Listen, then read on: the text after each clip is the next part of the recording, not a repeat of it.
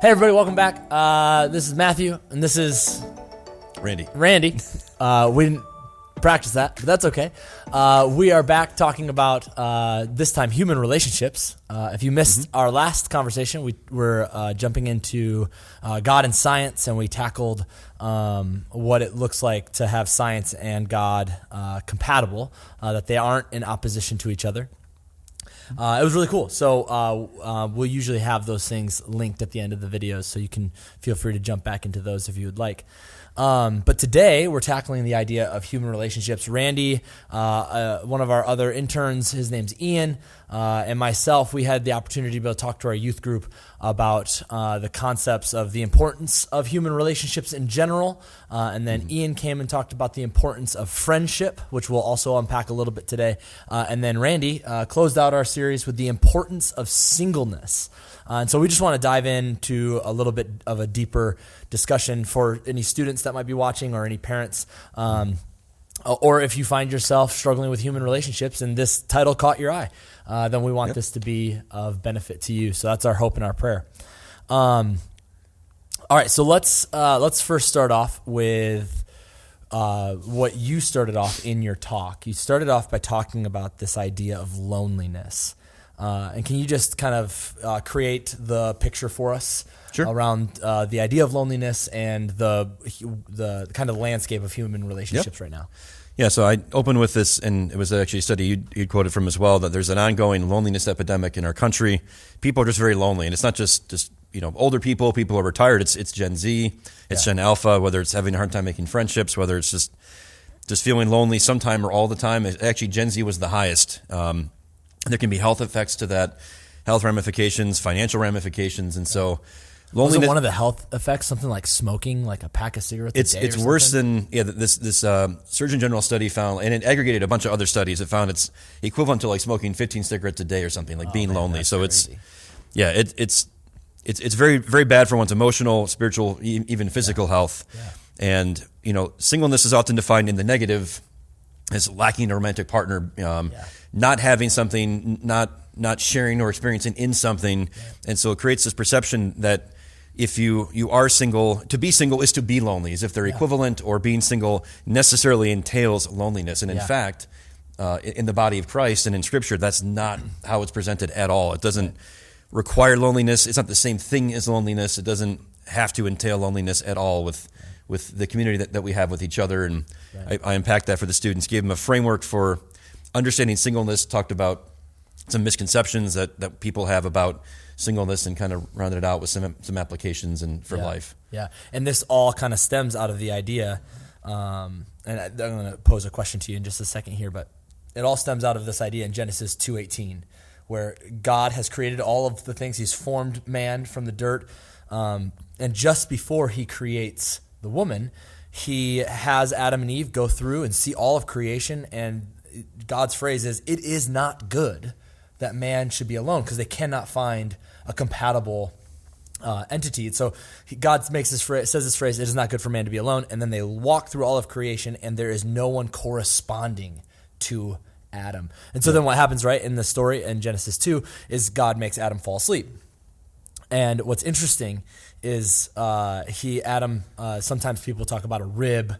There's different ways to translate that word as almost an entire half of Adam.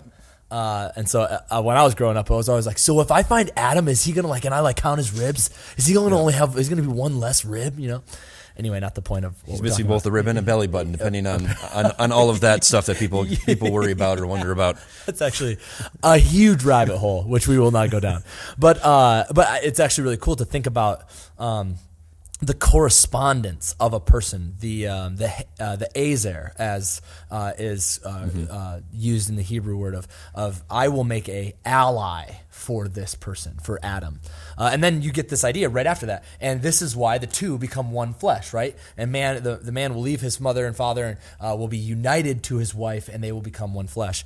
So this is all setting up your idea of singleness and loneliness, and then what I would argue is an overemphasis in the church to say that the only fulfilled experience is the marriage Yep. experience. Because sometimes, and you can correct me if I'm wrong here, but sometimes singleness is quote unquote a special calling Yep. for someone, while marriage is the ideal.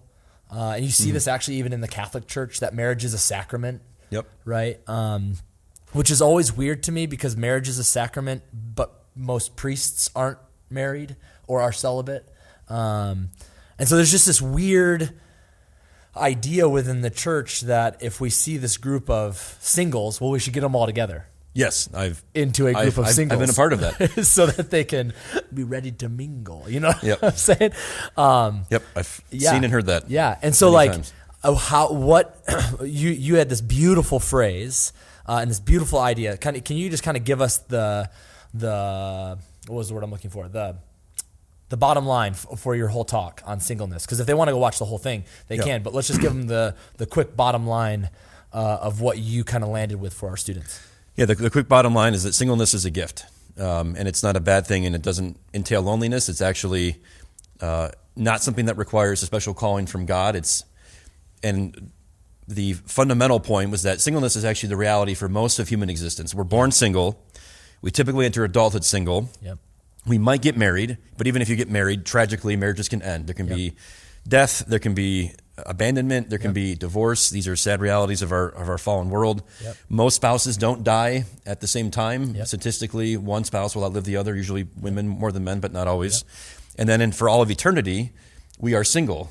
Jesus makes clear, I think it's in Luke 20, I quoted from, talking about in the age to come, like people will neither be married nor be given in marriage To one another. to each other. We're all part of the bride of Christ. Correct. Who is married to the groom, Jesus. Yep. And so as far as interpersonally between human beings, marriage is at an end. There are and that's the whole setup that the Sadducees give him with the woman who marries the 7 brothers. And he says, you're mistaken, you're in error, you don't know the power of the scriptures. And so marriage is it's temporary in this life, meaning it's not all of our earthly existence right now. It doesn't happen to everyone, and it can be fulfilling to be single, because if you say it's unfulfilling, then you have a problem. You have 2 problems. One is Paul, who was single, and the other one's Jesus, who was a perfect human being, perfectly fulfilled, and yet was single and was content in all of that. And so it's helping the students see in 1 Corinthians 7 that's the main text, that singleness is a gift. When you get married, you exchange that gift for the gift of marriage. Neither one is better than the other. Neither one requires, I would say, a special calling. Both require, I think, intentionality and wisdom. So I encourage the students, if you're single, don't waste it. If you want to get married, but do it wisely. Don't ask another human being to give you what only God can. You can be lonely even if you're married. And I actually saw one older leader in the room who was married nodding their head at that. And that's true. And I've known very lonely married people. So it's don't rush from one to the other thoughtlessly, without intentionality, without wisdom. But it by no means is for monastics. For to go back to your Catholic reference, it's not for nuns and priests and. But it's a gift. It's not a bad thing. It's not a curse. And singleness is the default for most of human existence. Maybe all of this life and certainly all of the next one as it goes between human beings. And what's beautiful about that, and I want to make this very clear, is that we are not saying that either is better. We're trying to correct the swing, that marriage is held up as this ideal, while singleness or singles, people who are single, should be pitied. It's a swing, because centuries ago, it was the priests and the monastics who in the Middle Ages would have been held up as somehow holier or closer to God, and it's the ordinary married people who are sort of just kind of living with maybe God's second best or not as devout of a life. And so it's kind of swung. And again, both are, but just to be clear, I do think marriage is for most Christians. Paul in that same chapter, and I'm paraphrasing, says it's better to marry than to burn with passion. But again, you want to do that with intentionality. He encourages Christians to marry other Christians. A man has to marry a woman, and vice versa. There are moral and wisdom-based guardrails to that. But which we also did a podcast on wisdom and decision-making in the will of God and seeking out the right thing. And so this is a classic example of that type of decision making. And so just really quickly, we can also link this video as well, but you look at it like a foil, right? You have the outermost ring is God's wisdom or God's kingdom. The inner ring after that is God's moral law. And then the ring underneath that is wisdom. And then the ring at the very middle is preference. And so this is what's beautiful is if you are somebody who would prefer to be married, then go and pursue that. And if you're somebody who would prefer to be single, then go and pursue that. And it is okay for those personal preferences to shift as long as they follow that foil of God's kingdom, God's moral law, and God's wisdom. Fun historical note too, just as an aside, but that's one of the many cool ways Christianity, I think, changed the world and improved the condition of women. Yeah. Sometimes it's, is it just a white man's religion or a man's religion? But in the ancient world, if you were a woman, you were getting married. Yes. Because your dad told you to or your guardian told you to. You didn't have the option of being single your whole life and not getting married. Correct. But in 1 Corinthians 7, Paul says scandalously, like, husbands, your body belongs to your wife. Yeah. That's unheard of. If you don't want to get married, don't get married. Mm-hmm. That was unheard of. So it really is culturally and like at a societal level revolutionary what Paul's introducing in his letter to the Corinthians, a city known for their sexual immorality and licentiousness and all these other problems that he has to deal with in multiple letters. But you have the option of staying single, but don't, I would say, and we talked about this with the students, don't default into that just because you're afraid of commitment, you don't want to make commitment, you want to be a workaholic. Right. I think marriage is a blessing. I think it's a wonderful thing. I'm married almost 19 years. I have 5 kids. Yep. I think it's for a lot of Christians, and so we want there to be a lot of Christian parents, babies, grandbabies, grandparents. We're all for that. Yeah. I mean, even if you look at just nationally, you look at the birth rates. Birth rates are shrinking. Yep. And especially birth rates among Christians because young men and young women are not getting married like they should or like they used to. Yep. And again, I say even like they should because most of them probably should look into it at a minimum as a way of like, do I not want to get married because I don't want to be committed? Do I not want to get married because it's going to cause me to have to die to myself for another person? I mean, what I love about that passage in Ephesians 5 is the verse just before Ephesians 5 in Ephesians 4 says, and so everyone submit to yourselves. And then Ephesians 5 starts, wives submit to your husbands, and husbands love your wives like Christ loved the church. And then he explains how Christ loved the church by dying to himself and giving himself up for her. And it's just one of those things where you're like, man, if we started at that very first verse, everyone submit to everyone, then some will get married and some won't. And this isn't a problem. Yep. And so being 2 married men with multiple children, and both of us are over a decade, I'm a decade and a half, and you're almost 2 decades of marriage, it seems kind of weird that we're like, guys, it's okay to be single, but it's also okay to be married. And I think that that's something that's just so important. And getting back, you have to make that decision not in a vacuum, in an isolation, but you make that decision with wise counsel, praying about it, seeking God's wisdom and his discernment about that person, because there are some guardrails. Does this person believe the same things you do? Yep. Is this person of the opposite sex? Yep. Does this person feel the same way about money, about religion, about church, kids about kids, about how do you discipline kids, right? That's why premarital counseling is so important. It's essential. So while singleness was one aspect, I think to land the plane, what we want you guys to all understand is that singleness might be our default. We shouldn't stay there if we feel like we want to get married. But no one should look at you and be like, but I want grandbabies. So get married. Yeah. And no one should feel that pressure. And if you're single, it's, the other point I talked about too is just like Jesus redefines what family is. In Mark 3, his biological family shows up and he's told about it, and he says, well, the people in front of him who aren't his biological family, you're my family. You're my mother and brother and sisters, and we can be parents of other people, spiritually speaking. Paul had many sons. He called the churches his sons, his daughters, Titus, Timothy. It reshapes parenting, childhood, and family. You talked about this in your talk. I've experienced this as well. We have an amazing person. She's what we call our Aunt Ashley. She is incredible. She is a part of our family, but she's not married. And she comes over. Our kids love her. She eats dinners with us. We celebrate holidays together. She's incredible, and she's a huge point about this whole idea that just because you're single doesn't mean you're lonely. And just because you're married doesn't mean you have a companion. So married families, need to hang around single people and invite them into the rhythms of their life. And single people should seek that out and not only hang out with with single people. And I think with the singleness and the intentionality of it, are you strategic? There could be two reasons. One, it might be same-sex attraction. Yeah. I hinted at that with Sam Albury. Yep. That's why he's writing books on singleness and figuring all that out, because he knows I have this desire. It's unbidden and it's undesirable for me, but I have it, and I know I can't morally act on it. Yeah. So I'm called to singleness in a special way in that sense, and being obedient to God. But I think if you are single and that's not your struggle, it's still like, is it intentional? Like, am I being missional with it? Am I using my time to play fantasy football, or am I using my time to serve and grow my mind? And and the same goes for the parents, right? Yep. We, with our families, can get bogged down with, I've got to do this and I've got to do that. We got to get this kid to this thing, and we got to go pick up. And then my wife and I need to have a date at some point, and blah, blah, and you get into this rut of, we should really invite a college student over. It's like, that shouldn't be the way we look at it. Let's bring those people in. Hey, into the mess. Yeah, Emmett's got a basketball game. Hey, you want to come? And then you invite and we'll feed you. And we'll feed you. Always offer to feed them. Always offer to feed them.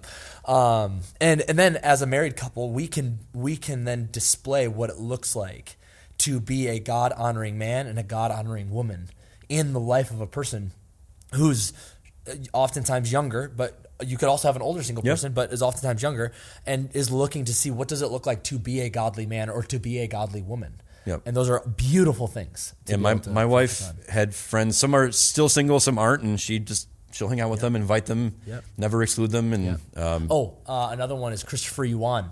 Same thing. I think he just get married. He just got married, right? But same thing. He was same-sex attracted, and he was living a single celibate life, and for years. And again, this isn't everybody's story, but those desires were reframed and reformed in him, and now he's married. Yep. Right? Rosaria Butterfield. She wasn't single, but she was in a same-sex relationship and then was single and then got married, and I think now has multiple children. And so it's a story of just being obedient. Yeah. Jesus said, "Whoever has my commands and obeys them, he's the one who loves me," and they've faithfully done that. So that could be an element of it. But if that's not it, just be single with intentionality, with purpose. Yeah.